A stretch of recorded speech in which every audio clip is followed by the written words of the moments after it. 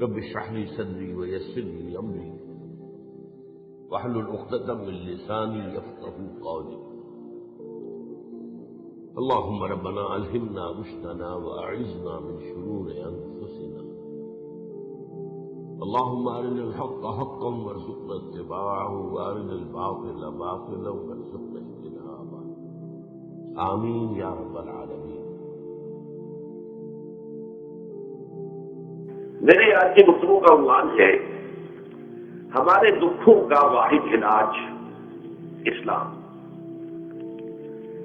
دیکھیے، انسانی زندگی میں دکھ اور سکھ ان کا چولی دامن کا ساتھ ہے، دکھ بھی ہے سکھ بھی ہے، سردی کے ساتھ گرمی بھی ہے، گرمی کے ساتھ سردی بھی ہے۔ ان مع العسر یسرا، ان مع العسر یسرا، یسر کے ساتھ عسر ہے، عسر کے ساتھ یسر ہے۔ لیکن انسان نفسیاتی طور پر متاثر جو ہوتا ہے زیادہ، وہ تکلیف سے ہوتا ہے، دکھ سے ہوتا ہے۔ خوشی آتی ہے تو وہ ایسے گزر جاتی ہے، اس کا وقت کا بھی پتہ نہیں چلتا گزرتے ہوئے، بڑی تیزی کے ساتھ وقت گزر جاتا ہے۔ لیکن غم کا معاملہ ہو جائے تو ایک ایک لہجہ جو ہے وہ بڑا کشر ہو جاتا ہے، بڑی مشکل سے گزرتا ہے۔ تو انسان کے احساسات پر زیادہ جو اثر آتا ہے وہ دکھ کا آتا ہے۔ بعض فلسفے دنیا میں ایسے ہیں کہ جنہوں نے اس دکھ، خاص طور پر جو حساس انسان اس کو محسوس کرتا ہے، اس کے اعتبار سے یہ کہا ہے کہ دنیا میں زندگی میرا دکھ ہی دکھ ہے۔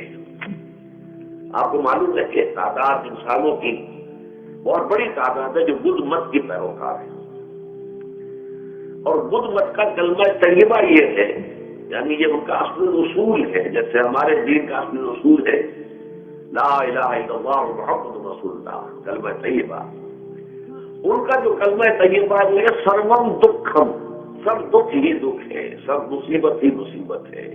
انسانی زندگی جو ہے وہ تو صرف دکھوں سے اور تکلیفوں سے عبارت ہے۔ اسی کو غالب نے بھی کہا ہے، آپ نے یہ شعر غالب کا میں نے بہت سے دروس میں سنا ہوگا کہ قید حیات و بند غم اصل میں دونوں ایک ہیں۔ یہ قید حیات ہے، ابھی آپ حدیث سن رہے تھے، اب دنیا سے المومن، مومن کے لیے یہ دنیا کی زندگی جو ہے جیل خانہ ہے، یہ قید ہے، قید حیات۔ جیسے جیل میں آدمی اپنی مرضی سے نہیں جاتا، بھیجا جاتا ہے، اپنی مرضی سے نہیں نکلتا بلکہ نکالا جاتا ہے۔ اسی طرح لائی حیات آئے قضا لے چلی چلے، اپنی خوشی سے آئے نہ اپنی خوشی چلے۔ تو دنیا کی زندگی جو ہے وہ واقع کے اعتبار سے قید خانہ ہے۔ قید حیات و بند غم اصل میں دونوں ایک ہیں۔ جب تک یہ زندگی رہے گی غم بھی لگا رہے گا، تکلیفیں لگی رہیں گی، مسائل آتے رہیں گے، انسان کو دکھوں کا سامنا رہے گا، واسطہ رہے گا۔ موت سے پہلے آدمی غم سے نجات پائے گی۔ ظاہر بات ہے جب تک زندگی ہے تو غم ہے، تو موت سے پہلے نجات نہیں مل سکتی۔ اگرچہ اس کے بعد کا اگلا مرحلہ جو ہے، جو حقیقت کو جاننے والے ہیں وہ تو جانتے ہیں کہ اس کے بعد تو غم کا اور بڑا کڑا مرحلہ آنے والا ہے۔ اب تو گھبرا کے یہ کہتے ہیں کہ مر جائیں گے، مر کے بھی چین نہ پایا تو پھر جائیں گے۔ اگر اللہ ہمیں معاف فرمائے، اپنے رحمت اور مغفرت سے ہمیں ڈھانپ لے، جیسے کہ حضور نے فرمایا الا یتغمدنی ربی برحمتہ، حضور نے فرمایا کہ کوئی انسان بھی محض اپنے اعمال کی بنیاد پر جنت میں نہیں داخل ہو سکے گا جب تک کہ رحمت خداوندی کا تسلیم نہ کرے۔ کسی صحابی نے بڑی ہمت کی، بڑے جرأت کا معاملہ کیا، پوچھ لیا کیا حضور آپ بھی؟ ظاہر بات ہے آپ بھی انسان ہیں، آپ بھی بشر ہیں۔ قرآن مجید میں کہلوایا گیا وَإِنَّمَا أَنَا بَشَرٌ مِثْلُكُمْ۔ تو اگر آپ کہتے ہیں کوئی انسان جنت میں داخل نہیں ہو سکے گا محض اپنے اعمال کی بنیاد پر جب تک کہ رحمت خداوندی کا تسلیم نہ کرے، تو کیا آپ بھی اس قاعدہ کلیہ میں شامل ہیں؟ آپ نے فرمایا ہاں میں بھی، الا ان یتغمدنی ربی برحمتہ، جب تک کہ میرا رب مجھے اپنی رحمت سے ڈھانپ نہیں لے گا میں بھی جنت میں داخل نہیں ہو سکوں گا۔ تو اس اعتبار سے اللہ تعالیٰ وہاں ہمیں بچا لے، لیکن جو وہاں نہیں بچایا گیا، اب ظاہر بات ہے کہ اس کے لیے جو مصیبت ہے وہ تو پھر دائمی ہے، ابدی ہے، دکھ ہی دکھ ہے۔ میں اس کی طرف زیادہ جانا نہیں چاہتا، اس وقت اصل میں میرا موضوع جو ہے وہ اس دنیا میں دکھوں کا علاج۔ اب اس اعتبار سے غور کیجیے، دکھ دو قسم کے ہیں۔ قرآن مجید پر جتنا میں نے غور کیا، دکھ ایک تو وہ ہے کہ جو ناگہانی طور پر آ جاتے ہیں، اس میں ہماری کسی غلطی کو دخل نہیں ہوتا۔ وہ کوئی آفت سماوی ہے، کوئی زلزلہ آ گیا ہے، ابھی آپ کو معلوم ہے فوج جو قصبہ تھا گجرات اسٹیٹ کا انڈیا کا پورا ختم ہو گیا، اور جو بہت سے مسلمان بھی تھے۔ جب کوئی آفت سماوی آتی ہے تو وہ ظاہر بات ہے کہ پھر سب کے سب لوگ اس کی لپیٹ میں آ جاتے ہیں۔ زلزلہ آ گیا، کوئی اور طوفان آ جائے، جیسا کہ کئی مرتبہ آپ نے اخبارات میں پڑھا ہوگا، اس سال امریکہ میں بہت طوفان آئے، مشرقی ساحل پر بار بار طوفان آئے، وہاں بھی لوگ مرتے ہیں، وہاں بھی چھتیں اڑ جاتی ہیں، وہاں بھی تباہی جو ہے آتی ہے۔ اس حوالے سے ایک تو ہے وہ ناگہانی آفات، آفت ارضی ہو یا آفت سماوی ہو، زلزلہ ہے یا آفت ارضی ہو، طوفان آ گیا ہے، کوئی سائیکلون آ گیا یا آفت سماوی ہے، یا کوئی آسمان سے بڑا سا پتھر آتا ہے۔ آپ کبھی کبھی اخبارات میں پڑھتے ہوں گے کہ ایک بڑی چٹان پاس سے گزر گئی، بہت بڑی خلائی چٹان جو ہے زمین کے قریب سے ہو کر گزر گئی، زمین بچ گئی، ورنہ اگر وہ زمین سے ٹکرا جاتی تو نہ معلوم کتنا بڑا یہاں پر تباہی کا معاملہ ہوتا۔ بڑے بڑے جو ہے شہاب گرتے رہے زمین کے اوپر، بڑی بڑی تباہیاں آتی رہی ماضی میں۔ تو ایک تو یہ ہے، اور ان میں بھی تقسیم کیجیے یہ ناگہانی تکلیف، ناگہانی مصیبت، یا کوئی آفت سماوی یا آفت ارضی، اس کی بھی دو قسمیں ہو گئی۔ ایک وہ کہ جو افراد کو متاثر کرتی ہے، انفرادی سطح پر، آدمی سڑک پر جا رہا تھا، پیچھے سے آگر کسی گاڑی نے ٹکر ماری، گر گیا، ٹانگ ٹوٹ گئی، اب ظاہر بات ہے کہ دوستہ کو تسلیم نہیں، یہ اللہ تعالیٰ کی طرف سے بات آ گئی ہے۔ یا یہ کہ کوئی اگر اجتماعی سطح پر آیا، جیسا کہ زلزلہ ہے، جیسا کہ کوئی سائیکلون ہے، کوئی بڑا طوفان ہے، بہت بڑے فلڈز آ گئے ہیں۔ اس وقت بھی موزمبیق میں بہت بڑا فلڈ آیا ہوا ہے، ساؤتھ افریقہ میں، اور افریقہ میں پچھلے سال بھی بہت بڑا فلڈ آیا تھا، بڑی تباہی آ رہا۔ تو یہ آفت سماوی یہ ظاہر بات ہے کہ اجتماعی سطح پر آتی ہے، بڑی بڑی مقدار میں، تعداد میں لوگ متاثر ہوتے ہیں، لاکھوں لوگ بے گھر ہو جاتے ہیں، ہزاروں آدمی مارے جاتے ہیں۔ پہلی شکل جو ہے دکھ کی، جیسا کہ میں نے عرض کیا، وہ ناگہانی دکھ، کوئی آفت ارضی، کوئی آفت سماوی، خواہ وہ انفرادی ہو یا اجتماعی۔ اس کے ضمن میں کیا علاج ہے؟ ظاہر بات ہے کہ اس کا علاج یہ تو نہیں ہو سکتا کہ آپ اس کو ختم کر سکیں۔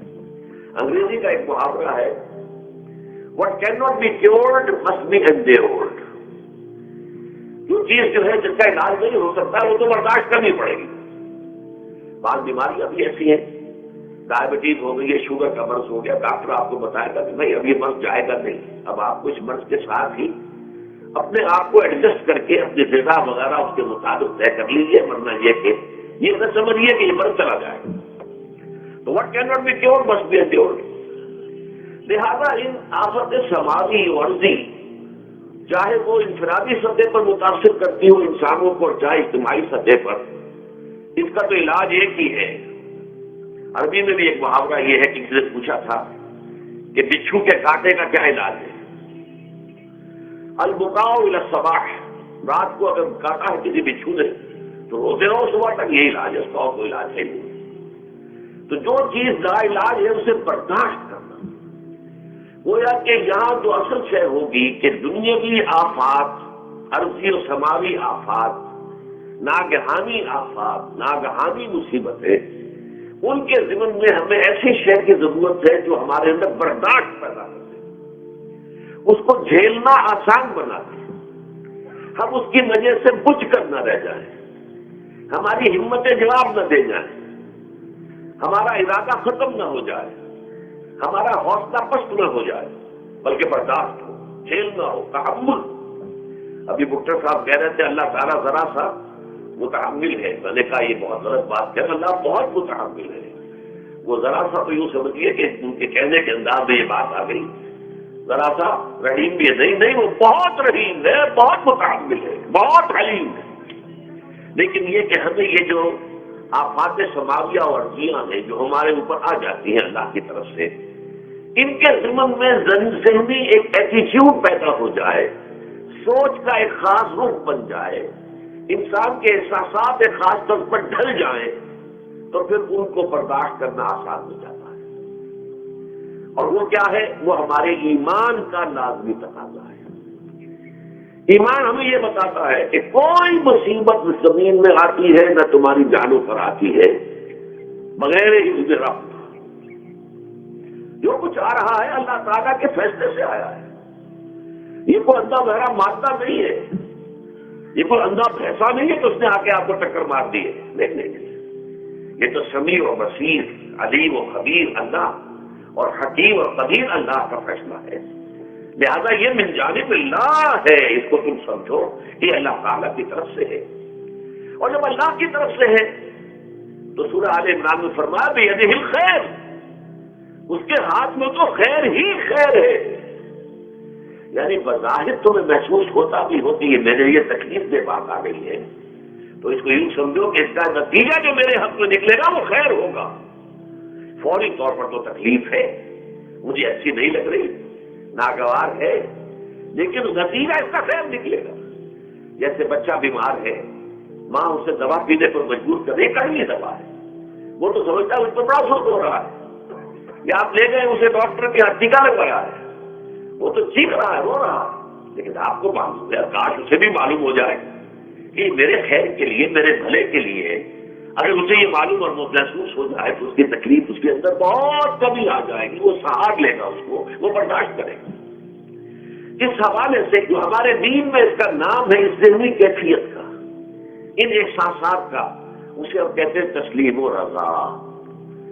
جو کچھ آ رہا ہے اللہ کی طرف سے آ رہا ہے، لہذا سر تسلیم خم ہے، اے اللہ ہم قبول کرتے ہیں، رضا، ہر حال میں تیری رضا پر راضی، جو تیرا فیصلہ ہے ہمیں بصر و چشم قبول ہے، تسلیم و رضا۔ ہم بھی تسلیم کی خو ڈالیں گے، بے نیازی تیری عادت ہی صحیح، اللہ تو بے نیاز ہے، لیکن اللہ تو ہمارے لیے جو بھی تکلیف کا تو نے فیصلہ کیا ہے، ہم تسلیم کی خو ڈالیں گے، عادت پیدا کر لیں گے اپنے اندر کہ ہر جسات کی ہماری کہہ الطاف کہ میرا ساتھی میرے پیالے میں جو کوئی ڈال دے اس کا لطف کروں گے۔ یہ مقام رضا ہے، یہ ایمان کا ایک ایسا تقاضا ہے کہ جس کو ہم کہیں گے ایمان کی حلاوت، ایمان کی مٹھاس۔ اگر آپ کا منہ کڑوا ہو جائے تو آپ چینی کھاتے ہیں تاکہ منہ کا ذائقہ ٹھیک ہو جائے۔ اگر تکالیف کی وجہ سے، دکھ کی وجہ سے آپ کے احساسات کے اندر کوئی خرابی پیدا ہو رہی ہے، یہ جو مقام رضا ہے یہ اس کے لیے قند ہے، یہ اس کے لیے چینی ہے، یہ اس کے لیے شہد ہے، یہ اس کی تلخی کو ضائع کر دینے والی چیز ہے کہ اللہ تیری رضا پر راضی، راضی و رضا رب۔ اب اس کے ضمن میں سمجھیے، یہ تو اصولی بات میں نے آپ کو بتا دی۔ اس کی تین کیفیات ہو سکتی ہے، کیوں اللہ کی طرف سے یہ چیزیں آتی ہیں۔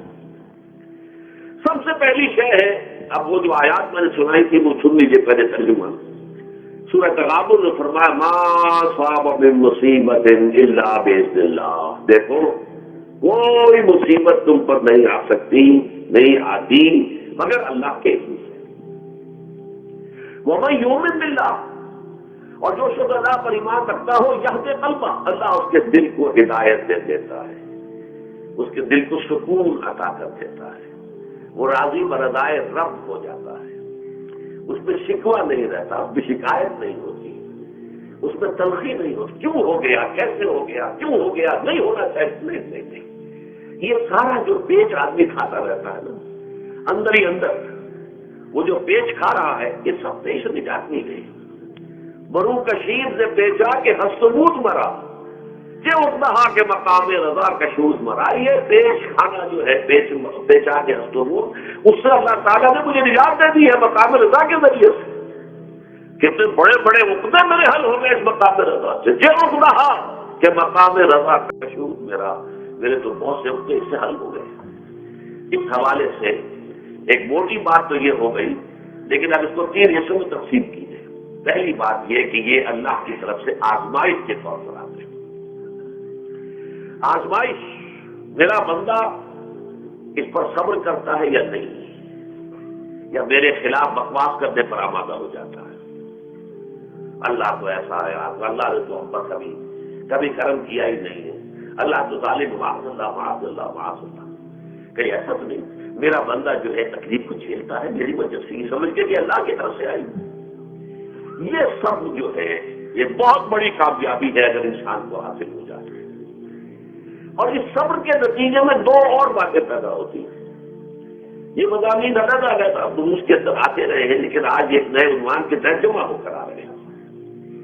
پہلی بات یہ ہوتی ہے کہ امتحان کا نتیجہ کیا نکلتا ہے کہ آپ نے ایک امتحان پاس کیا تو آپ کے اگلے درجے میں ترقی ہو جاتی ہے. 5ویں کا امتحان پاس کر لیا نا تو 6ٹھی میں جائیں گے. اب 6ٹھی کا امتحان پاس کریں گے تو 7ویں میں جائیں گے. 7ویں کا پاس کریں گے تو 8ویں میں. درجہ بدرجہ انسان کی دینی ایمانی اور روحانی ترقی کا ذریعہ یہ آزمائش ہوتی ہے. جتنا اس میں صبر ہوگا, جتنا اس میں تسلیم و رضا جو ہے آپ حاصل کرتے جائیں گے تو آپ کے درجے بلند ہوتے چلے جائیں گے. آپ کا امتحان کڑے سے کڑا آئے گا, بڑے سے بڑا آئے گا, مشکل سے مشکل تر آئے گا. ایک وقت میں ایم اے کا امتحان بھی آپ کو دینا ہوگا. ایک وقت ہو سکتا ہے پی ایچ ڈی کے لیے تھیسس آپ لکھے پھر اس کے اوپر جو ہے ٹیم بیٹھی ہوئی اور آپ سے وہ بحث کرے, جھڑک کرے آپ سے, وہ بھی کرنا ہوگا. لیکن یہ کہ اگر پرائمری ہی میں فیل ہو گئے تو اس کا سوال ہی پیدا نہیں ہوتا کہ کبھی آپ ایم اے کا یا پی ایچ ڈی کا تھیسس بھی لکھیں. اور اسی کو دوسرے انداز میں کہا گیا ہے قرآن مجید میں, وَلِيُبْلِيَ الْمُؤْمِنِينَ مِنْهُ بَلَاءً حَسَنًا. اصل میں ابلا کہتے ہیں, بلا یبلو جو ہے عربی زبان میں آتا ہے آزمانا. خلق الموت والحیات لیبلوکم ایکم احسن عملا. یہی معنی ابتلا کے میں, ابتلا یبتلی آزمانا. ابلا یبلی جو آتا ہے باب افعال سے, اس میں آتا ہے کسی کو کسی تکلیف میں ڈال کر اس کو نکھارنا, کہ اس کا جوہر نکھر جائے, اس کے اندر جو خیر ہے وہ اور چمک جائے, لوگوں کو بھی معلوم ہو جائے کہ یہ شخص اس مقام کا اہل ہے, اس کے اندر یہ صلاحیت ہے, اس میں یہ قوت موجود ہے. تو یہ گویا کہ اہل ایمان کی صلاحیتوں کو نکھارنے کے لیے اور ان کے درجات کی ترقی کے لیے بھی اللہ تعالیٰ دنیا کے اندر یہ مصیبتیں اور امتحانات جو ہیں آزمائش کے حوالے سے افراد پر بھی اجتماعی طور پر ملاتا ہے. اور ایک اس کا اور بھی ہے, اہل ایمان پر اس طرح کے ابتلا و آزمائش کی ایک نوعیت اور بھی ہے, اور وہ یہ ہے کہ جو بھی آپ سے غیر ارادی طور پر یا یہ کہ آپ نے کوئی گناہ ارادی طور پر بھی کر لیا, اللہ تعالیٰ اس کی سزا اسی دنیا میں دے کر آخرت کی سزا سے محفوظ کر دیتا ہے. گویا کہ اس سے بڑا خیر کیا ہوگا. یہاں کی سزا کیا ہے, جھیل لیا آپ نے, بخار آ گیا, ٹانگ ٹوٹ گئی, چلیے 3 مہینے آپ بستر پر پڑے رہے نا, اور کیا ہوا, کچھ نہیں. لیکن یہ کہ آخرت کی سزا ملتی ہے بہت عظیم ہوتی. لہذا کفارہ بناتا ہے اللہ تعالیٰ گناہ, جو بھی گناہ ہو گئے ہیں, غلطیاں ہو گئی ہیں, ان کا کفارہ اللہ تعالیٰ بندہ مومن کے لیے. حضور کی ایک حدیث ہے, اس کا مطلب مجھے اس وقت یاد نہیں ہے, کہ مومن کا معاملہ عجیب ہے, اسے کوئی تکلیف پہنچتی ہے صبر کرتا ہے, اس کے گناہوں کا کفارہ بن جاتا ہے, اور اگر کوئی خوبی ملتی ہے تو اللہ تعالیٰ کا شکر ادا کرتا ہے, اس کے درجات بلند ہو جاتے ہیں. تو یہ معاملہ جو ہے اللہ تعالیٰ کی طرف سے بندہ مومن کے حق میں خیر, کہ در حقیقت اس کے ان گناہوں کی پاداش کہ جو اس نے یہاں کر لیے ہیں یہی دنیا میں دے کر دھو دیا جائے, پاک کر دیا جائے. جیسے آپ کو معلوم ہے دھوبی جو ہے کپڑے کو بھٹی میں چڑھاتا ہے, گرم پانی میں ڈالتا ہے, تاکہ اس کا میل نکلے, اس کے آگے پکڑتا بھی ہے ذرا اس کو تاکہ وہ میل اچھی طرح چھٹ جائے اس سے. اسی طرح اگر دنیا میں ہمارے میل چھٹ جائیں, دنیا میں اگر ہمارے گناہ دھل جائیں تو یہ بڑے نفع کا سودا ہے, بڑے نفع کا سودا ہے, بڑے نفع کا سودا ہے. اس اعتبار سے آپ غور کیجئے کہ اگر یہ حقائق ہمارے سامنے رہے تو کیا کوئی تکلیف دنیا کی ہمیں بھاری محسوس ہوگی. ہمیں تو بتایا یہ گیا ہے کہ آسان تکرہوا شیئا وہو خیر لکم وآسان تحبوا شیئا وہو شر لکم واللہ یعلم وانتم لا تعلمون. ہو سکتا ہے کہ تم کسی چیز کو ناپسند کرو, ذرا ہمیں کہ اسی میں تمہارے لیے خیر ہے, تمہیں نہیں پتا. اور ہو سکتا ہے تم کسی چیز کو پسند کرو, ذرا آنے کہ اس میں تمہارا شر ہے, لیکن تمہیں نہیں معلوم. اللہ یعلم وانتم لا تعلمون, اللہ جانتا ہے تم نہیں جانتے. اس حوالے سے سپردم بتو مایا خیشا خدانی حساب کم و بیشا. اے اللہ, اس کو کہتے ہیں تفویض. یہ سورہ تغابن کے درس میں یہ تمام مضامین تفصیل سے آتے ہیں کہ ایمان کے جو باطنی سوالات ہیں اس کو سب سے پہلے مقام میں لگا کہ تفویض ہے, توکل ہے. آپ محنت کر رہے ہیں, محنت کر رہے ہیں, محنت کر رہے ہیں, نتیجہ نہیں نکلا. ایک نتیجہ یہ نکلے ایک بچے نے بہت محنت کی، دن رات کام کیا، فیل ہو گیا انسان، اب صدمے سے کمر ٹوٹ سکتی ہے اس کی، لیکن نہیں، ہو سکتا ہے کہ اللہ تعالیٰ نے اسی میں میرے لیے خیر رکھی ہو، اس لیے کہ ہماری محنت سے کچھ نہیں ہوگا، ہمارے مادی وسائل سے کچھ نہیں ہوگا اللہ کے عزم سے، اللہ کی مرضی سے، اللہ کی مشیت سے۔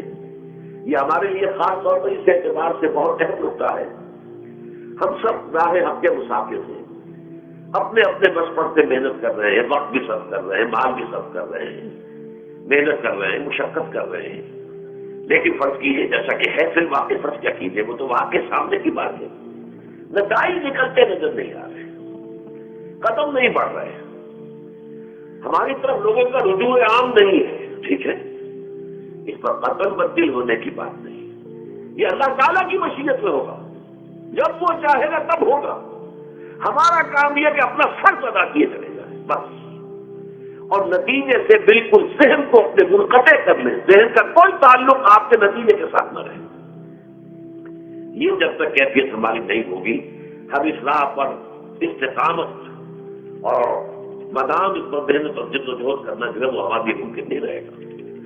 اس کے لیے میں اگر آپ کے سامنے رکھوں معاملہ کہ حضور صلی اللہ علیہ وسلم کے جو پہلے 10 برس ہیں، جب سے آپ کو آغاز ہوا ہے وحی کا، اس کے بعد سے پہلے 10 برس دن رات کی محنت، شدید مشقت، یہاں تک کہ اللہ بھی روک رہا ہے نبی آپ اپنے آپ کو ہلاک کر لیں گے، اللہ کا باقی نفس کا اللہ یقولون مومنین، کیا آپ اپنے آپ کو صدمے میں ہلاک کر لیں گے؟ یہ مان نہیں لا رہے، اس قدر صدمہ، لیکن اس کے ساتھ یہ ہے کہ یہ نہیں ہے کہ نتیجہ نہیں نکل رہا تو کام چھوڑ کے بیٹھ جائیں، نہیں، معاذ اللہ معاذ اللہ، نتیجہ نہ نکلے تو حضرت نوح علیہ السلام کی عمر بھی اگر حضور کی ہوتی 950 برس بھی حضور دعوت دیتے تھے، آپ کا کام تھا، آپ کا فرض تھا، حضرت نوح علیہ السلام بھی تو آخر اللہ کے ایک بندے تھے، اللہ کے رسول تھے، 950 برس تک دعوت دی، فلبث فیہم الف سنۃ الا 50 عاما، یہ تو ہم مانتے ہی نا، اگر قرآن کے اندر نص قطعی صحیح الفاظ نہ ہوتے کہ 950 برس تک رہے، ورنہ یہ بات سمجھ سے بالا تر ہے، عام طور پر معلوم ہوتا ہے کہ اس دور میں ابھی عمر زیادہ تھی لوگوں کی۔ بہرحال جو میں نے عرض کیا تھا کہ دکھ جس سے انسان متاثر ہوتا ہے، اس کی ایک قسم وہ ہے کہ جو ہمارے ارادہ اور اختیار سے باہر، اللہ کی مشیت سے، اللہ کے اذن سے، اللہ کی مرضی سے آتا ہے، اس کے لیے ہمارا کام صرف برداشت ہے، جو شے بھی ہمیں برداشت کی صلاحیت عطا کر دے وہ اس کا علاج ہے۔ جیسے آپ کو معلوم ہے کہ بخار بہت تیز چڑھا ہوا ہے، اس کی دوا نہیں ہے اسپرین یا کوئی اور پیراسیٹامول، بخار کی شدت کو کم کر دے گا، وہ کوئی علاج نہیں ہے۔ علاج تو ہوگا اگر معلوم ہو کہ کون سے جراثیم ہے، کس کی وجہ سے ہے، اس کا صحیح اینٹی بایوٹک کون سا ہے، وہ علاج ہوگا، یہ علاج نہیں ہے، لیکن اس کی شدت کی کمی اور اس کے اندر جو احساس ہے جھیل جانے کا، وہ انسان کے لیے آسان ہو جاتا ہے۔ یہی مضمون آیا ہے سورہ حدید میں بھی، ما اصاب من مصیبت فی الارض ولا فی انفسکم، یہاں کھول دیا اس مضمون کو۔ میں نے عرض کیا تھا نا کہ یہ آفت سماوی بڑے پیمانے پر بھی ہو سکتی ہے، زمین میں یعنی زلزلہ آ گیا، فلڈ آ گیا، طوفان آ گیا، ولا فی انفسکم، خاص تمہاری جان میں، تمہیں بخار ہو گیا، تمہیں ٹی وی لگ گئی، تمہیں کوئی اور بیماری آ گئی، تمہیں کینسر ہو گیا، ہوتا دنیا میں انسانی زندگی کے ساتھ یہ ساری چیزیں لگی ہوئی ہیں، لیکن یہ چیز ہے ما اصاب من مصیبت فی الارض ولا فی انفسکم، نہیں پڑتی تم پر کوئی پڑنے والی کوئی مصیبت، کوئی تکلیف، نہ پوری زمین میں بڑے پیمانے پر، نہ تمہاری جانوں میں انفرادی سطح پر، الا فی کتاب من قبل ان نبرأها، مگر یہ کہ وہ تو ایک کتاب میں، کتاب اللہ کے علم کی کتاب، ام الکتاب، اس میں پہلے سے درج موجود ہے، یہ الگ ٹپ نہیں ہو گیا، یہ اچانک نہیں ہو گیا۔ آپ اچانک سمجھتے ہیں کہ صاحب میں تو جا رہا تھا، اچانک ٹرک نے آ کے مجھے دھکا مار دیا، اچانک کوئی شے یہاں نہیں ہوتی، اس کائنات میں پتا تک نہیں ہلتا جب تک کہ اس نے رب نہ ہو، اچانک کا کیا سوال؟ تو در حقیقت جو ہوتا ہے وہ اللہ تعالیٰ کے علم میں پہلے سے ہے، علم کامل، ما کان وما یکون، جو کچھ ہوا جو کچھ ہوگا مستقبل فی الماضی کل کا کل آنے واحد میں اللہ کے علم میں موجود ہے۔ لہذا یہاں اچانک کچھ نہیں ہوتا، جو بھی آیا ہے اللہ کے علم سے آیا ہے، اور یہ پہلے سے اللہ کے علم کے اندر موجود تھا، لکھا ہوا تھا، الا فی کتاب من قبل ان نبرأھا ان ذلک علی اللہ یسیر۔ کہ تمہیں تو مشکل نظر آئے گا لیکن اللہ پر بڑا آسان ہے، اللہ کا علم کامل، ما کانا ما یکون کو حاوی ہے، لکھے لا تاسو علی ما فاتکم، تاکہ تم افسوس نہ کیا کرو ان چیزوں پر جو تم سے چھوٹ جائیں، جاتی رہے، چھن جائیں۔ کوئی موقع تھا ہاتھ سے نکل گیا، کوئی دولت تھی اس پر ڈاکہ پڑ گیا، کوئی اور مصیبت ہے وہ آ گئی، کوئی عزیز فوت ہو گیا، اکلوتا بیٹا تھا فوت ہو گیا، وغیرہ وغیرہ۔ ماں فاتکم، فات سے ہی فوتیدگی ہے نا، جو شے بھی نکل جائے، چلی جائے، ہاتھ سے جاتی رہے، چاہے وہ کوئی آپ کا عزیز تھا جو فوت ہو گیا تو آپ کے ہاتھ سے نکل گیا، یا کوئی مال تھا جو آپ کے قبضے سے نکل گیا، ڈاکہ پڑ گیا، چوری ہو گئی، نقصان ہو گیا کاروبار میں بہت بڑا، اس پر افسوس نہ کیا کرو۔ اگر افسوس کرو گے تو اس کا مطلب کیا ہوگا کہ تمہیں اللہ پر اعتماد نہیں ہے، یا تم سمجھتے ہو کہ اللہ کے سوا بھی کوئی ہے جو یہ کام کر سکتا ہے۔ کائنات میں تو ایک ہی کی مرضی چلتی ہے، وہ ہے اللہ۔ لہذا اگرچہ وہ کسی کے ذریعے سے تکلیف آپ کو پہنچی ہے، کسی نے آپ کو پتھر مارا ہے، وہ پتھر ہو سکتا ہے آپ کو نہ لگتا، لگ گیا ہے تو اللہ کے فیصلے سے لگا ہے، اس کا باپ بھی نہیں پتھر مار سکتا آپ کو اگر اللہ کا اذن نہ ہو۔ لہذا آپ پتھر مارنے والے کو بھی مجرم سمجھیے، ٹھیک ہے، اس سے بھی قصاص لینے کا آپ کو حق ہے، لیکن یہ جان لیجیے کہ جو آیا ہے پتھر وہ اذن رب سے آیا۔ اب ظاہر بات ہے کہ اگر یہ کیفیت ہوگی تو غصہ اتنا نہیں ہوگا اس شخص پر کہ جس نے یہ کام کیا ہے، بلکہ ہو سکتا ہے کہ مسکرا کے رہ جائے، جیسے کہ وہ میں واقعہ سناتا رہا ہوں اپنے دروس میں کہ ایک درویش پر ساتھ بھی جا رہا تھا، جو رب کرے سو ہو، جو رب کرے سو ہو، جو رب کرے سو ہو۔ کسی شخص نے پتھر اٹھا کر دے مارا، اس کے سر پہ لگ گیا، کہ اس نے پیچھے پلٹ کر دیکھا کس نے مارا ہے، اس نے مجھے کیا دیکھتے ہو، جو رب کرے سو ہو، یہ تو رب کے مارے۔ اس نے کہا مجھے تو یہ پتھر رب کے مارے ہی لگا ہے، لیکن میں دیکھ یہ رہا تھا بیچ میں کس کا منہ کالا ہو گیا، اپنے لیے کس نے ایک گناہ کما لیا، اپنے لیے کس نے ایک مصیبت جو ہے وہ مول لے لی، وہ بیچ میں تم آ گئے ہو۔ پتھر اللہ کی طرف سے آیا ہے، لیکن اس کا عذاب، اس کا وبال تم پر آ جائے گا۔ بہرحال یہ تو میں نے عرض کیا آپ کے سامنے، وہ چیزیں کہ جو آ جاتی ہیں، وہ تکالیف و مسائل جو اللہ کی طرف سے من جانب اللہ ہے، اس میں آپ کسی کو مورد الزام نہیں چلا سکتے، وہ آپ پر آ گیا۔ دوسری تکلیفیں وہ ہے جن کے لیے فارسی میں کہتے ہیں خود کردہ، اپنے ہاتھوں جو مصیبتیں آتی ہیں۔ اس کے لیے میں نے آپ کو سورہ شورى کی آیت سنائی ہے، ما اصابکم من مصیبت فبما کسبت ایدیکم ویعفو عن کثیر۔ جو مصیبت تم پر آتی ہے انسانوں، وہ تمہارے اپنے ہاتھوں کے کرتوتوں کی وجہ سے آتی ہے، اور ابھی تو اللہ بہت سی چیزوں کو تو معاف بھی کرتا رہتا ہے، ہر تمہاری غلطی پر پکڑتا نہیں ہے، ہر خطا کے اوپر تمہیں سزا نہیں دیتا ہے، کوئی سزائیں معاف بھی کرتا رہتا ہے، آپ کو نظرت سے بھی کام لیتا ہے، بہت متحمل اور حلیم بھی ہے، بہت رحیم اور غفور بھی ہے اور کریم بھی ہے۔ لیکن یہ کہ یہ جان لو کہ ایک مصیبت وہ ہے جو تمہاری اپنی پیدا کر دینا ہے، دماغ کا سبت ایدیکم، تمہارے اپنے ہاتھوں کی کمائی۔ یہ کون سی خود کردہ؟ یہ در حقیقت ہے اجتماعی نظام جو انسان بناتا ہے، اس اجتماعی نظام کو غلط کر کے اگر اس نے اپنے لیے مصیبتیں کھڑی کر لی، مصیبت ہے لیکن یہ مصیبت تمہارے اپنے ہاتھوں کی لائی ہوئی ہے، تم نے نظام غلط بنایا ہوا ہے، تم نے دولت کی تقسیم غلط کی ہوئی ہے، اللہ نے تو رزق پیدا کر دیا اور سب کے لیے کافی ہے، یہ تم نے کیا ہے کہ ایک طرف کچھ لوگوں کے کھتے بھرے ہوئے ہیں اور ایک طرف کوئی فاقے سے مر رہا ہے، یہ خود کرتا ہے، یہ ہمارا کمی ہے، یہ تم نے نظام غلط بنایا ہے، یہ جو نظام کے اندر خرابی ہے یہ تمہاری اپنے کرتوت ہے، تم نے خود نظام کے اندر غلطی رکھی ہوئی ہے، ناانصافی گھولی ہوئی ہے، اس کا زہر گھولا ہوا ہے، یہ تمہارے اپنے کرتوتوں کی وجہ سے، اور اس کا علاج تمہیں کرنا پڑے گا خود، اور وہ علاج کیا ہوگا؟ اس نظام کو صحیح قائم کرو، اللہ کا دیا ہوا نظام عدل و قسط۔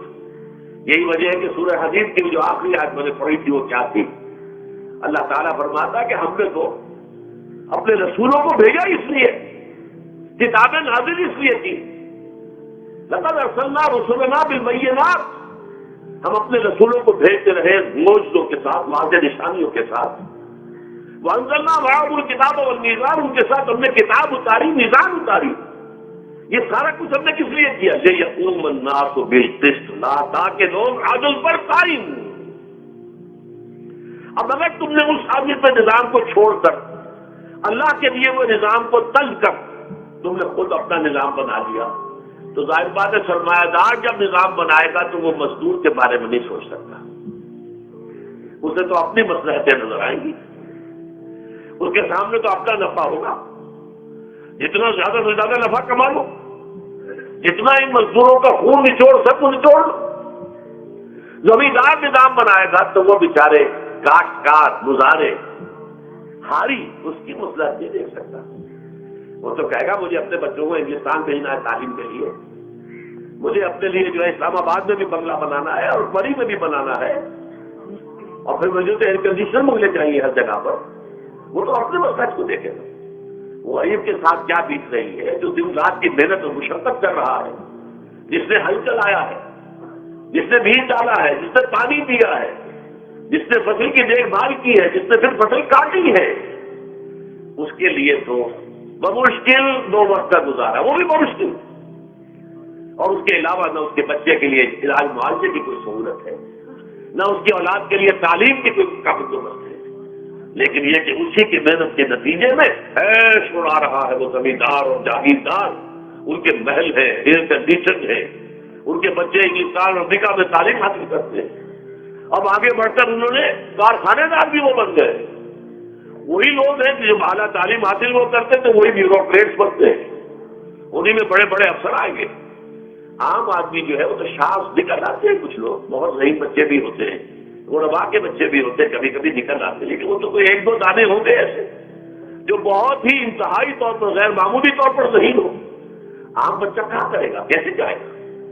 لہٰذا وہ پیچھے رہ جائے گا، وہ جونیئر کلرک ہوگا یا بہت تیر مارے گا سینئر کلرک ہو جائے گا، اپر گریڈ کلرک ہو جائے گا، لوئر گریڈ کلرک سے بن جائے گا۔ اللہ کیا چل رہا، یہ کمشنر کون ہوں گے، ڈپٹی کمشنر کون ہوں گے، یہ تو ظاہر بات ہے اسی، سیکرٹری کون ہوں گے، یہ 22 گریڈ والے کون ہوں گے، 21 گریڈ والے کون ہوں گے، ان کی اکثریت پوری لوگوں میں سے ہوگی۔ اس حوالے سے یہ جو غلطی، یہ جو دکھ ہے، یہ دکھ تمہارا اپنا پیدا کرتا ہے، اور خود کرنا رہا علاج نہیں، اس کا علاج اور کچھ نہیں ہے جب تک کہ تم خود اپنے طرز عمل کو نہیں بدلو گے۔ اب یہ جو دکھ ہے میں اس مسلسل کو آپ کے سامنے گنوانا چاہتا ہوں۔ دیکھیے، سب سے پہلا دکھ جو دنیا میں انسان نے خود پیدا کیا سماجی سطح پر، یہ پیدائشی طور پر نیچ ہے اور یہ پیدائشی طور پر اونچا ہے، یہ مسلی ہے اور یہ سید ہے۔ ہمارے ہاں تو پھر بھی اللہ کا فضل ہے کہ اتنا زیادہ فرق و تفاوت نہیں، ہندوؤں میں یہ شودر ہے اور یہ برہمن ہے، علم حاصل کرنا برہمن کا حق ہے، شودر کا حق ہی نہیں ہے۔ اور شودر کے کان میں اگر اشلوک بھی پڑ جائے کہیں بغیر ارادے کے، کہیں جا رہا تھا اور کہیں گیتا کے اشلوک ہو رہے تھے، اس نے سن لیے، تو اس کی سزا کیا ہے؟ سیسا جو ہے اس کو پگھلا کر اور وہ اس کے کان میں ڈال دیا جائے تاکہ سماعت ہی ختم ہو۔ دنیا میں کس نے کیا بھائی؟ یہ خود انسان نے کیا، یہ ظلم انسان اپنے اوپر ڈھا رہا ہے، یہ اونچ نیچ اس نے خود بنائی ہے۔ ہمارے ہاں بھی ہے، اتنی نہیں ہے۔ مسلی کا کیا مقام ہے آپ کے معاشرے میں؟ سید کچھ بھی ہو، بدماش ہو، زانی ہو، سید ہے، اسے تو جھک کر اس کے گوڑے کو ہاتھ لگائیں گے، لیکن یہ کہ دوسرا شخص جو ہے مسلی جتنا ہی نیک ہو، بھلا ہو، پارسا ہو، وہ برابر جو ہے جہاں پائپر بھی بیٹھنے کا حقدار نہیں۔ یہ ساری اونچ نیچ ہم نے پیدا، اللہ نے نہیں کیا تھا۔ اللہ نے تمام انسانوں کو مساوی پیدا کیا۔ اللہ کے رسول یہ فرما کر گئے، لا فضل لعربی علی عجمی ولا لعجمی علی عربی ولا لأحمر علی اسود ولا لأسود علی احمر الا بالتقوی کلکم بنو آدم وآدم من تراب۔ دیکھو، کسی عرب کو کسی اجمی پر فضیلت نہیں ہے، کسی اجمی کو کسی عرب پر کوئی فضیلت نہیں ہے، کسی گورے کو کسی کالے پر فضیلت نہیں ہے، کسی کالے کو کسی گورے پر فضیلت نہیں ہے، الا بالتقوی، یہ اگر فضیلت ہے تقوی، کون خدا طرف زیادہ ہے، کس کے اخلاق زیادہ بلند ہے، کون نیک اور پارسا زیادہ ہے، کون لوگوں کی خدمت زیادہ کرتا ہے، اس کے اعتبار سے درجہ بلند ہوگا۔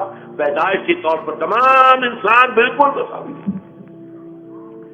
پھر ہمارے معاشرے میں جو ظلم ہوتا ہے، دو طبقات ہیں جو حضرات سورہ نساء پڑھتے ہیں، تو سب سے پہلے دو طبقات جو کہ گرے ہوئے تھے اس وقت معاشرے میں، آج بھی گرے ہوئے، ایک یتیم اور ایک عورت۔ ان دونوں کے لیے ابتدائی سے سورہ نساء کے اندر جو ہے احکام آئے تو ان کے بارے میں آئے۔ یتیموں کو ان کا مال ہڑپ کر جانا، ان کو دھکے دینا۔ ارأیت الذی یکذب بالدین فذلک الذی یدعو الیتیم ولا یحض علی طعام المسکین۔ تم نے کبھی غور کیا اس شخص پر جو کہ جزا و سزا کا منکر ہے؟ وہی ہے کہ جو یتیم کو دھکے دیتا ہے۔ یتیموں پر ظلم ہوتا ہے، وہ آپ کے معاشرے میں پستے ہیں، پٹتے ہیں، ان کا کوئی والی وارث نہیں، ان کی طرف سے کوئی پوچھنے والا نہیں، وہ بولنے والا نہیں۔ اور پھر یہ کہ اگر اس کا باپ وہ مال چھوڑ گیا ہے تو وہ چچا کھا جائیں گے، کوئی اور ولی کھا جائیں گے، ختم کر دیں گے، ہڑپ کر جائیں گے۔ جس پر قرآن مجید کہتا ہے کہ ان الذین یاکلون اموال الیتامی ظلما انما یاکلون فی بطونہم نارا، یقیناً وہ لوگ جو یتیموں کا مال ناحق ہڑپ کرتے ہیں وہ اپنے پیٹوں میں آگ کے انگارے بھر رہے ہیں۔ بس یصلون سعیرا، اور یہاں تو دنیا میں جو آگ کے انگارے ہیں وہ محسوس نہیں ہو رہے، آخرت میں ایک طرف وہ آگ کے انگارے ظاہر ہو جائیں گے جو اندر سے جلائیں گے، اور ایک طرف جہنم کی آگ باہر سے جلائیں گے۔ یہ دو طرفہ جلن جو ہے ان کو برداشت کرنی پڑے گی۔ ظاہر بات ہے یہ ہمارا اپنا کیا ہوا ہے، یہ اللہ کی طرف سے نہیں ہے، یہ ہم نے نظام غلط بنایا ہے، ہم نے اتوار اپنے برے کر لیے۔ اور دوسرا طبقہ خواتین کا، عورتوں کا۔ سب سے بڑا ظلم اس معاشرے میں کیا ہے؟ جو بچپن ہی سے احساسات کے اوپر ایک بوجھ بن جاتا ہے بچیوں کے، کہ بیٹے کو افضل سمجھتے ہیں، بیٹی کو جو ہے گھٹیا سمجھتے ہیں۔ اس قدر ناانصافی، اس قدر ناانصافی۔ اسی باپ کے نطفے سے بیٹا بھی ہے اور بیٹی بھی ہے، اسی ماں کے رحم میں بیٹے نے بھی پرورش پائی ہے، بیٹی نے بھی پرورش۔ بعضکم من بعض، قرآن کہتے تم سب ایک دوسرے سے ہو، کوئی افضل نہیں، کوئی گھٹیا نہیں۔ اللہ تعالیٰ نے، اللہ کے نبی نے کسی بیٹے کی پرورش پر کوئی اجر و ثواب نہیں بتایا۔ ہاں، 2 یا 3 بیٹیوں کو پال پوس کر، تہذیب سکھا کر، پھر ان کی شادی کر کے ان کے گھروں میں پہنچا دیا، جنت کی ضمانت اللہ تعالیٰ دے رہا ہے۔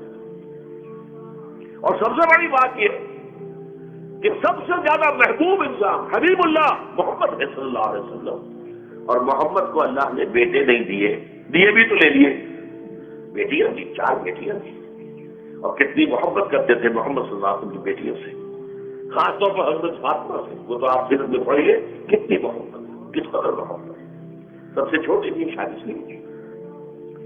بہرحال پہلی بات نہیں ہے، بچپن ہی سے وہ دعویٰ پڑھنا شروع ہو جاتا ہے بچیوں کے دلوں پر کہ ہم کو گھٹیاں ہیں، ہمارے بھائی بڑیاں ہیں، ہمارے والدین جو ہیں ان سے زیادہ محبت کرتے ہیں، ہم سے نہیں کرتے۔ پھر شادی میں اکثر و بیشتر لڑکیوں کی مرضی کا کوئی خیال نہیں کیا جاتا۔ یہ ظلم ہے جو ہم کر رہے ہیں۔ لڑکی کی مرضی کے بغیر، اس کے اذن کے بغیر، اس کی اجازت کے بغیر کوئی شادی نہیں ہو سکتی۔ زبردستی وہ بھیڑ بکریاں نہیں کہ اس کے ہاتھ چاہ آپ نے بیچ دیا، معاذ اللہ، ثم معاذ اللہ، ثم معاذ اللہ۔ یہ ضرور ہے کنواری بیٹی ہے تو اس سے صرف آپ نے پوچھا وہ خاموش رہی، بس یہ بھی کافی ہے۔ البتہ یہ کہ اگر کوئی سیبہ ہے جس سے پہلے نکاح ہو گیا تھا، بیوہ ہو گئی، یا پہلے شادی تھی، ایک کھلا لے لی، طلاق لے لی، یا طلاق ہو گئی، اس کو تو کہنا پڑے گا کہ ہاں مجھے کوئی اعتراف نہیں ہے اگر میری فلاں شخص سے شادی کر دی جائے، اس کے بغیر نکاح ہو نہیں سکتا۔ پھر ان سب کے اوپر سب سے بڑا ظلم، یہ تو اللہ تعالیٰ آپ کو توفیق دے تو دوسرا رکوع سورہ نساء کا پڑھے، کتنی تاکید کے ساتھ احکام آئے ہیں وراثت کے۔ وراثت مما قل منہ او کثر، چاہے زیادہ مال کسی نے چھوڑا ہو چاہے تھوڑا سا چھوڑا ہو، لیکن وراثت کے احکام جو ہے ان کو نافذ کرنا ہوگا۔ نصیبا مفروضا، یہ اللہ کی طرف سے حصے ہیں جو مقرر کر دیے گئے۔ لیکن ہمارے معاشرے میں کون ہے جو بیٹیوں کو دینے کو تیار ہو اور بہنوں کو دینے کو تیار ہو؟ مجھے تو حیرت ہوئی تھی، مالا کنڈ میں آپ کو معلوم ہوگا ایک دفعہ بڑی تحریک کری تھی شریعت کے دفاع کی. مولوی صوفی محمد صاحب بڑے نیک آدمی ہیں، بہت، اس میں کوئی شک نہیں. 80,000 کا مجمع لے کر، جلوس لے کر وہ چل پڑے تھے اسلام آباد کی طرف. جیسے ابھی اکرم آوان صاحب نے دھمکی دی تھی کہ 3 لاکھ میرے پاس ہے، لیکن وہ 3 لاکھ میں سے وہ تو ان کے ہاں جمع جو ہوئے 5 سے 6,000 آدمی جمع ہوا تھا کچھ. لیکن یہ تو 80,000 کو مالا کنڈ سے لے کر اور دریا اٹک تک تو پہنچ گیا. اللہ کا بندہ 80,000 کا کام وہاں روکا گیا. لیکن ان سے بھی جب میں نے جا کر بات کی کہ مولانا شریعت آپ نافذ کروانا چاہتے ہیں، لیکن کیا آپ بچیوں کو بھی وراثت کا حق دینے کو تیار ہیں؟ کیا نہیں، یہ تو رواج کا معاملہ ہے. میں نے کہا لا حول ولا قوت الا باللہ. اگر یہ رواج کا معاملہ ہے تو باقی چیزیں بھی رواج کی ہے. تو شریعت بدل چکی ہے، اب شریعت کا رواج نہیں رہا، ساری شریعت چھوڑ دی آپ. لیکن ان کی نیکی کی بات ہے کہ پہلے توجہ کبھی ان کی عزت نہیں ہوئی، لیکن میری یہ بات جو ہے وہ لگ گئی ان کے دل کو. اگلی مرتبہ جب ان سے ملنے گیا تو انہوں نے کہا کہ اب میں نے بیعت لینی شروع کی ہے لوگوں سے کہ وہ اپنی بیٹیوں کو بھی حق دیں گے، وراثت کے اندر تقسیم کر کے دیں گے.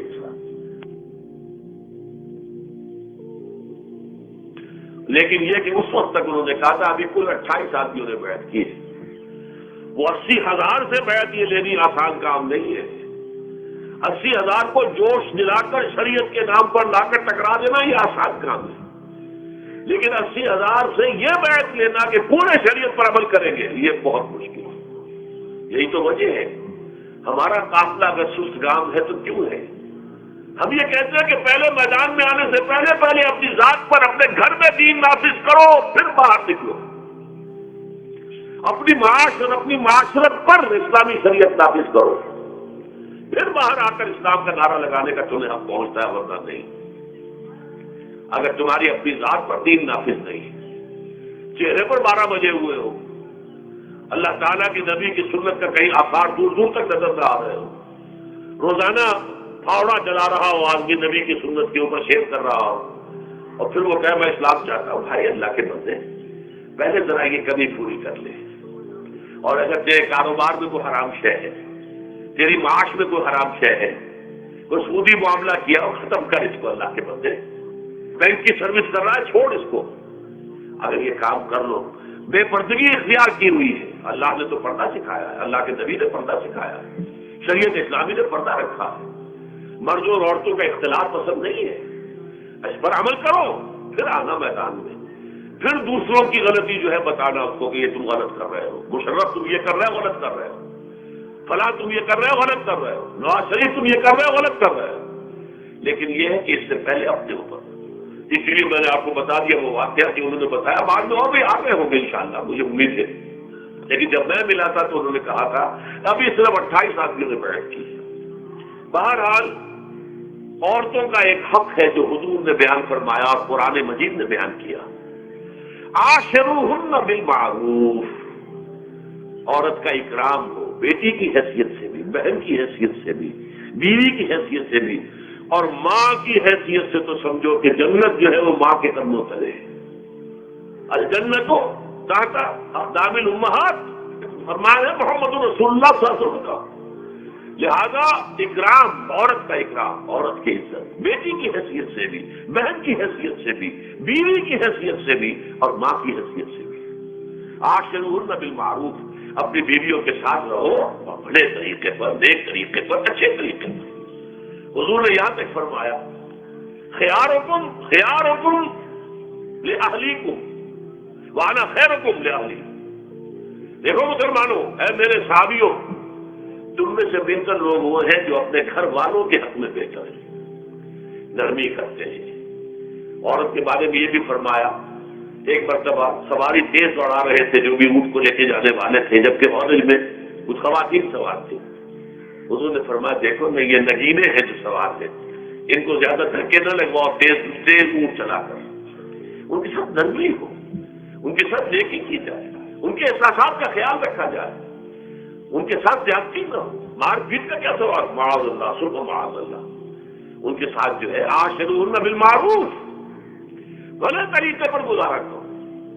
یہاں تک فرمایا ہو سکتا ہے کہ کسی وجہ سے تمہاری بیوی جو ہے تمہاری نگاہوں سے گر جائے، اب آپ کے دل میں اتنی محبت نہیں رہی، لیکن اللہ فرماتا ہے دیکھو ہو سکتا ہے کہ اس میں کوئی پہلو ایسا ہو، تلاش کرو، کوئی پہلو ایسا ہو بہتری کا کہ جس کی وجہ سے تلاش کر کے اس کو اپنی نگاہوں میں مرکوز کر لو، تاکہ اس کے تمہارے دل میں اس کے لیے محبت دوبارہ اثر ہو، اس پہلو کی وجہ سے جو تمہاری نگاہ سے اوجھل تھا، وہ اچھائی اس میں ہے، سیرت کی اچھائی ہے۔ صورت بہت اچھی نہیں، اللہ نے سیرت اچھی دے دی ہے۔ جو کچھ دیا، جو اچھائی ہے، جو بھلائی ہے، اس کو تلاش کرو، نگاہ کو وہاں پر جھکاؤ تاکہ تم ان کے ساتھ اچھا سلوک کر سکو۔ اس سے آگے آئیے، معاشی میدان ہے سب سے زیادہ سخت اور سب سے زیادہ کٹھن اور سب سے زیادہ ظالمانہ نظام۔ اس میں سب سے بڑا ظلم جو ہمارے پاکستان میں ہے وہ یہ زمینداری، غیر حاضر زمینداری اور یہ جاگیرداری۔ محنت کرے کسان مزدور ہاری، ایش کرے جاگیردار زمیندار، یہ اس سے بڑا ظلم اور کوئی نہیں ہو سکتا۔ اور چونکہ ہماری معیشت بنیادی طور پر زرعی معیشت ہے، ہمارا تو زیادہ تر جو آبادی کا طبقہ ہے وہ کاشتکار ہے، لہذا سب سے بڑا ظلم جو ہو رہا ہے وہ در حقیقت یہ زمینداری، غیر حاضر زمینداری اور جاگیرداری۔ اب اس میں سمجھ لیجئے اس بات کو اچھی طرح، کتنا بڑا ظلم ہے۔ ایک شخص خود شہر میں رہ رہا لاہور میں، ساری سہولتیں اسے حاصل ہیں، کتنی سہولت ہوتی ہے، ٹوٹی کھولی اور پانی آ رہا۔ دیہات میں جا کے بیچارے کاشتکار کو وہاں ہو سکتا ہے کہیں سے دور سے پانی کھینچ کر لانا پڑتا ہو کسی کنویں سے، کہاں اسے یہ سہولت ہے کہ ٹوٹی کا کان مروڑا اور پانی حاضر؟ کہاں یہ سہولت ہے کہ بجلی کا بٹن اوپر سے نیچے کیا اور بخار روشن ہو گیا؟ یہ ساری سہولتیں بھی لے رہا ہے اور وہ تنخواہ بھی لے رہا ہے کوئی، یا کوئی کاروبار بھی کر رہا ہے، اور ایک زمین اس کے پاس ہے، فلاں ضلع میں میرا رقبہ ہے، اس رقبے پر جو کاشت کر رہا ہے آ کر اس کی کمائی میں سے، اس کی فصل میں سے آدھا بٹا کر لے جاتا ہے۔ کیا پہنچتا اس کو؟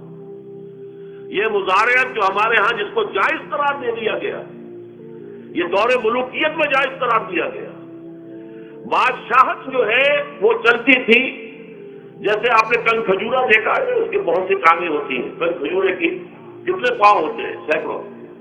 ایسے بادشاہوں کے یہ پاؤں ہوتے تھے، جاگیردار، 3000 منصبدار، 5000 منصبدار، 20000 منصبدار، 30000 منصبدار، یہ جاگیردار بڑے بڑے علاقے ان کے پاس ہیں۔ اب ظاہر بات ہے کہ وہ خود تو کاشت نہیں کر سکتے، انہیں تو مزارے چاہیے، لہذا مزارعت کے جائز ہونے کا فتویٰ دیا گیا۔ جب اسلام میں بادشاہت آ گئی، ملوکیت آ گئی اور جاگیرداری آ گئی، جو ملوکیت کے پاؤں ہے وہ کنسرے کی طرح، کل کھجورے کی طرح اس کے پاؤں ہے، تو وہ تو جاگیردار ہے۔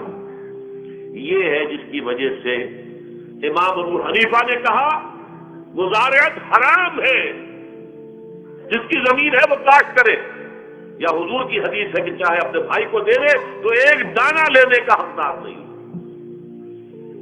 اگر تو تمہارا کوئی اور ذریعہ معاش نہیں تو ٹھیک ہے، جاؤ کاشت کرو، تمہارا کوئی اور ذریعہ معاش ہے، تمہارا کاروبار ہے، تمہاری دکان چل رہی ہے، تم ملازمت میں ہو، تمہیں تنخواہ مل رہی ہے، تمہارا پروویڈنٹ فنڈ بھی جمع ہو رہا ہے، تمہیں تو تمہارے ریٹائرمنٹ کے بعد وہ پینشن بھی مل جائے گی، اور اس کے ساتھ ساتھ تم نے یہ ظلم روایت کرو، زمین اگر ہے یا تو جاؤ کاشت کرو، ورنہ یہ کہ اس زمین کو دے دو اپنے کسی بھائی کو، ملکیت تمہاری رہے گی، کاشت وہ کرے گا تو جو فصل ہوگی اس کی برداشت بھی وہی کرے گا، وہی لے کر جائے گا۔ یہ فتویٰ ہے امام اعظم امام ابو حنیفہ رحمۃ اللہ علیہ کا، یہی فتویٰ ہے امام مالک، امام دار الہجرہ، امام مدینہ، امام مالک رحمۃ اللہ علیہ، دونوں کا فتویٰ ہے، اور عظیم ترین یہی دو ہیں، اولین بھی یہی دو ہیں، عظیم ترین بھی یہی دو ہیں۔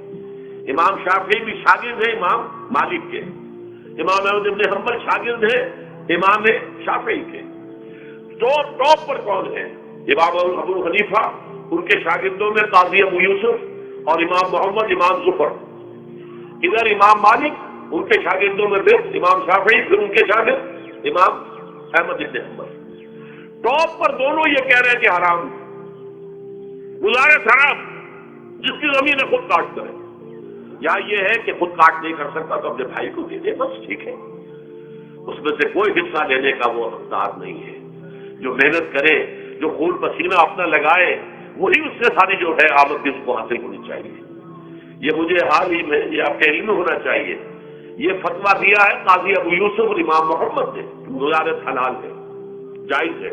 شرطیں لگائی انہوں نے کہ بیج بھی زمیندار دے، کوئی جانور وغیرہ ہے تو وہ بھی زمیندار کا ہو، اگر کوئی ٹریکٹر ہے تو اس کی بھی پیمنٹ جو ہے زمیندار کرے، یہ ہے شرطیں۔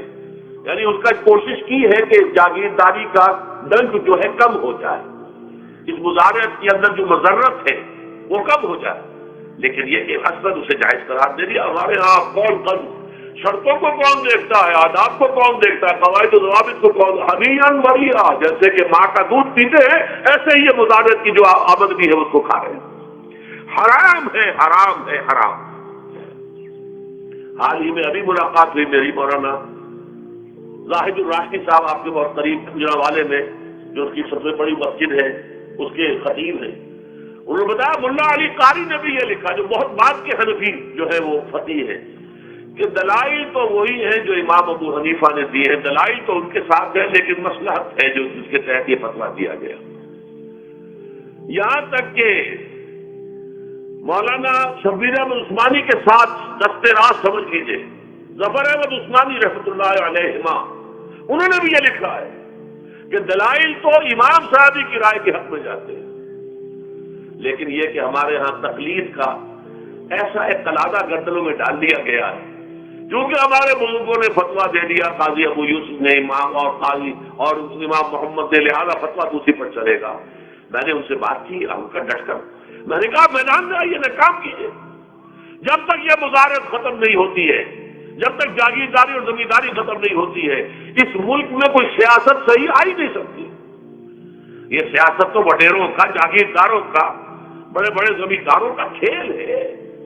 یہ آپ نے پتہ نہیں نام سنا ہے کہ یہ میوزیکل چیئرز گیم، یہ ہوتا ہے ان کا کھیلنے والوں کا، بہت زیادہ دولت والے جو ہے ان کا کھیل ہے، ان کو کام تو کوئی کرنا نہیں ہوتا، جاگیردار ہے اسے کوئی کام کرنا، وہ بیٹھ کر ایک کلب بنا رکھی ہے، یہ پارلیمنٹ کیا کلب ہے، وہاں بیٹھے وہ اپنا وقت گزاری کرتے ہیں۔ یہ پوائنٹ آف آرڈر آ گیا ہے، اور یہ جو ہے ہماری حقوق جو ہے پریولیج موشن آ گئی ہے، وہ کرتے نہیں گفتگو بیٹھ۔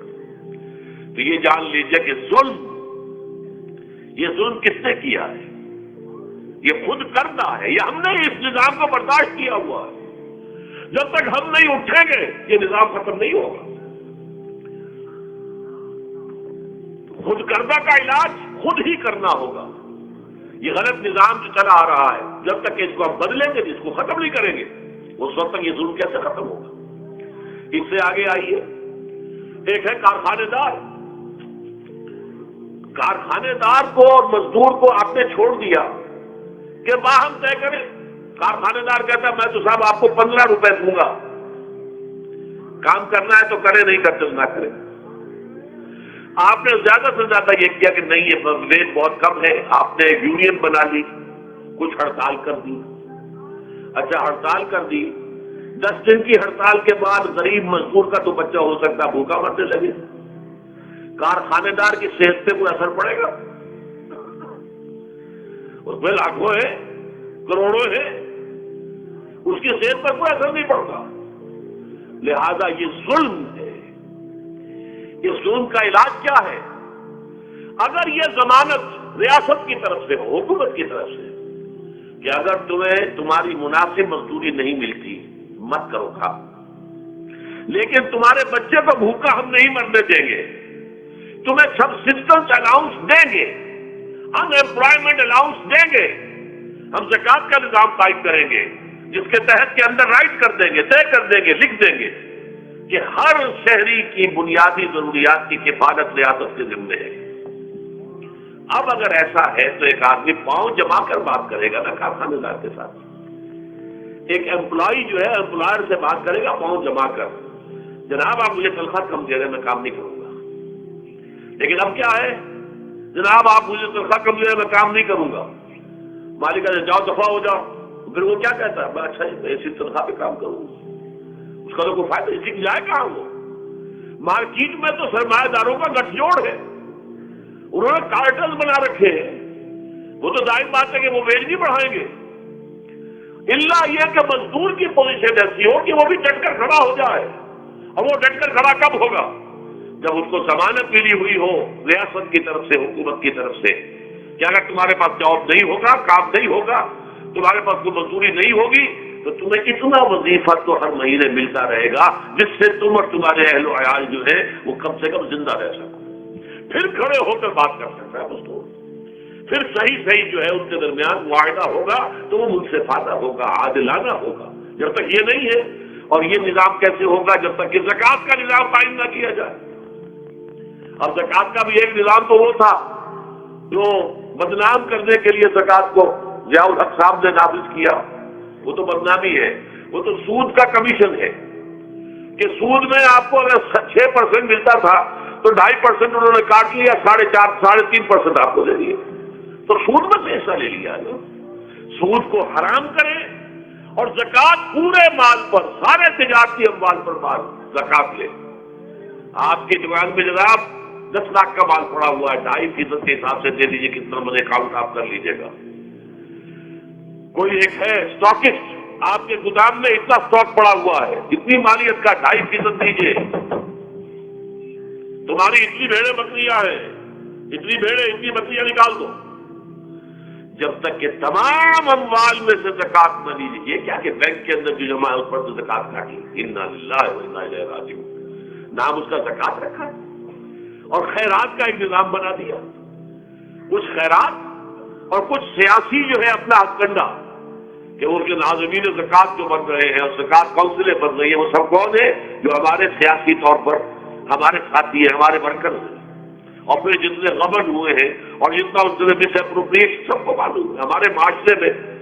आखिर अगर हुकूमत के जितने महासिल हैं वो गबन होते हैं तो ज़कात का क्यों नहीं गबन होगा? ज़कात तो आसमान से उतरी है, बल्कि ज़कात में से गबन करना तो आसान है, ऐसे कि सूद में से काटा हुआ है, उसमें तो इंसान जो है वो बुरा भी महसूस नहीं करेगा, ये तो सूद है, लानत है, अगर इसको मैंने कुछ हजम कर लिया तो क्या हो गया।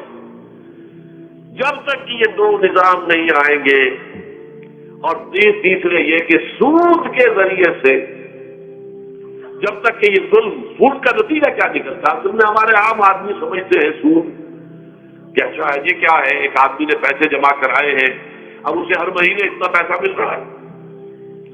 आम आदमी भी हमारे यहाँ ये जो पठानों वाला सूद है, ये सूदखोर गांव में बैठे हुए हैं जो बहुत बड़ी शराब के ऊपर सूद देते हैं और खून चूस जाते हैं लोगों का, और उनके किसी तरीके से कर्जे खत्म, उनको तो सभी बुरा कहते हैं। कोई एक आदमी भी आपको नहीं मिलेगा कि उनके लिए कलमा खैर गए, उनके लिए किसी नरमी का या उनके लिए किसी भी आसानी का कोई मुतालबा करे। अलबत्ता ये जो बड़ा सूद है, बैंक का सूद, कारोबारी सूद, इसकी शनाख्त लोगों पर वाज़ेह नहीं है। ये एक बहुत बड़े पैमाने पर ये बुराई जो है आपको इंडिविजुअल बदल नजर आ रही। इंडिविजुअल तो बज़ाहिर समझता है एक फर्क, भाई ठीक है मैं जो दुकान के लिए मुझे कर्ज चाहिए था, मुझे कर्ज मिल गया, मैं अपना कारोबार कर रहा हूं, तो मैं जो कमाई कर रहा हूं उसमें से बैंक को भी हिस्सा दे रहा हूं अपना, उसके सूद का, इसमें क्या खराबी हो गई? इसकी खराबी समझ में आती जब आपको मालूम हो इसी सूद के जरिए से दुनिया में इस वक्त एक छोटी सी अक़लियत है, कुल 1 करोड़ या 1.25 करोड़ यहूदी, और पूरी दुनिया की दौलत के ऊपर काबिल होकर बैठ गए। ये सारा वो बैंकिंग निजाम जो यहूदियों ने बनाया, ये IMF, वर्ल्ड बैंक, जिसके हम इस पर गुलाम बनकर रह गए। हमारा चीफ मार्शल एडमिनिस्ट्रेटर उसे कहे या चीफ एग्जीक्यूटिव कहे, हमारा तो हुक्मरान है, हमारा बादशाह इस वक्त, और वो बादशाह सलामत कहते हैं कि IMF और वर्ल्ड बैंक के लोगों के गोडे हमें पकड़ने पड़ते हैं। गोडे कितने? क्यों? हम गुलाम हैं उनके, और हम जकड़े हुए हैं सूद के अंदर। पूरी दुनिया को यहूदी सूदखोरों ने दर हकीकत अपने शिकंजे में जो जकड़ा है, जिस तरीके से कि इनको अपने अंदर एक अपने पूरे हर गड्ढों के अंदर जो बांध के रख दिया है, ये सूद के जरिए से है। और उसका नतीजा क्या निकलता है? देखिए, अमेरिका में कहते हैं बड़ी जमहूरियत है, लोग वोट देते हैं, لیکن حقیقت ہے تم جانتے ہو کہ دیو استبداد جمہوری قوام پائے کو تو سمجھتا ہے یہ آزادی کی ہے نیلم پری. ہم نے خود شاہی کو پہنایا ہے جمہوری لباس جب ذرا آدم ہوا ہے خود سلاس و خود نگر. اب امریکہ میں اصل میں کیا ہے؟ امریکہ میں کیپٹلسٹ کا نظام ہے. یہ حکومت کس کی ہے؟ سرمایہ داروں کی ہے. جو کروڑ پتی نہ ہو وہ الیکشن نہیں لڑ سکتا. اور کروڑ پتی جو ہے اپنے پیسے کی بدولت وہ صحافیوں کو خرید لے گا, ٹیلی ویژن چینل خرید لے گا, وہ لوگوں کے ذہنوں پر چھا جائے گا, آ جائے گا. یہ گورنمنٹ آف دی کیپٹلسٹ ہے, ناٹ عوام. یہ دھوکہ ہے, فریب ہے سرمایہ داروں کا. وہاں وہ جاگیردار اس طرح کے نہیں, سرمایہ دار ہیں. وہاں جاگیرداری کی وہ حیثیت نہیں رہی, اس لیے کہ ان کے تحت آدمی نہیں ہوتے. وہ تو اگر بڑے بڑے بینچ ہیں, بڑے بڑے اگر فارم ہیں, تو وہاں بھی آپ کو معلوم ہے کہ کیونکہ مشینوں کے ذریعے سے بوائی بھی ہو رہی ہے اور ہل بھی چل رہا ہے مشینوں سے, بوائی بھی مشینوں سے, کٹائی بھی مشینوں سے, تو زیادہ انسان کی ضرورت ہی نہیں. لہذا وہ سیاسی نظام وہ نہیں ہے جو یہاں کا ہے, لیکن وہ زمیندار بھی وہاں کا کیپٹلسٹ ہے, نظام کیپٹلسٹ کا ہے. تو در حقیقت یہ ڈیموکریسی جو ہے, اسے جو کہتے ہیں government of the people by for the people, نہیں, گورنمنٹ آف دی کیپٹلسٹ, سرمایہ دار کی حکومت ہے. اور سرمایہ دار جو ہے اس نے اپنی کلب بنائی ہوئی ہے, بیٹھا ہے. پارلیمنٹ ہے, یہ کانگریس ہے, یہ سینٹ ہے, یہ سرمایہ داروں کی کلب ہے. باقی عوام کے لیے وہاں کیا ہے؟ واقعہ یہ ہے کہ عام آدمی امریکہ کا بھی یہ ضرور ہے کہ بنیادی ضرورتیں محنت کر کے خون پسینہ ایک کر کے اپنی وہ حاصل کر لیتا ہے, لیکن بہت نچلی سطح پر ہے. عام آدمی وہاں بھی بہت نچلی سطح پر ہے. اور ایسے لوگ ہیں معدود گنتی والے جو 40 50 بلین کا ایک چیک لکھ سکتے ہیں, وہ سب یہودی ہیں. ہاؤس آف روتھشائلڈ, ہاؤس آف گولڈسمتھ, یہ سٹی بینک جو یہاں بھی آ گیا ہے اپنی ساری گندگیاں پھیلانے کے لیے, سٹی ہاؤسز اور سٹی کار, یہ کیا ہے؟ یہ چکر لینا ہے آپ کو. آپ کو ذرا سا دھوکہ دیا, جاؤ جی لے لیجیے, کوٹھی لے لیجیے, اور آپ کو قرض دیتے. آپ بھول گئے اتنی بڑی کوٹھی کا میں مالک ہو گیا. اب جب اس کا قرض دینے کا چکانے کا معلوم ہوا کہ میں تو غلام ہو کر رہ گیا ہوں, جو کماؤں وہ سارا کا سارا ان کی قسط میں چلا جائے گا. اور اگر خدا نہ خواستہ کہیں ڈیفالٹ کر گیا تو جتنا میں نے دیا تھا وہ بھی ہضم, اور مکان وہ ضبط کر کے اور نیلام کر دیں گے. اللہ اللہ خیر.